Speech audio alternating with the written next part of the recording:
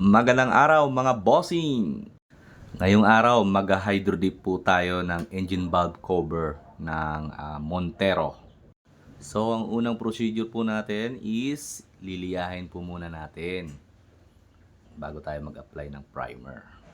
Diba? So ayan po yung first step po natin.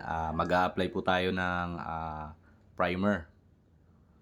So ayan. Pagkatapos nyan, pagkatuyo niya, apply ulit tayo ng black. So, ayan na po yung color black natin. And then, patuyuin ulit natin yan. And then, doon, ipiprepare na po natin yung pattern design. So, yung design po niyan, mga bossing, forged na hydro dip film. So, ayan, kung nakikita nyo, ina-activate na po natin ng activator. So, ayan, itutubog na ulit natin ng dahan-dahan. O, di ba?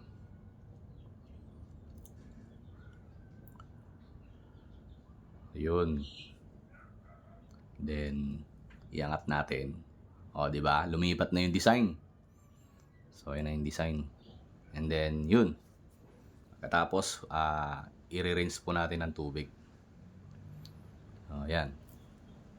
Tatanggalin natin yung yung dulas. So, ayan. Nag-apply na po tayo ng candy tone. Candy blue. O, yan. Diba? And then, final coat. Clear coat. O, yan. O, diba? Napakaganda. Here's the final result. Oh, 'di ba? Napakaganda, 'di ba? So, ayan lang po mga guys. Update lang po ako sa mga bagong video ko. Maraming salamat po sa panonood. Bye-bye.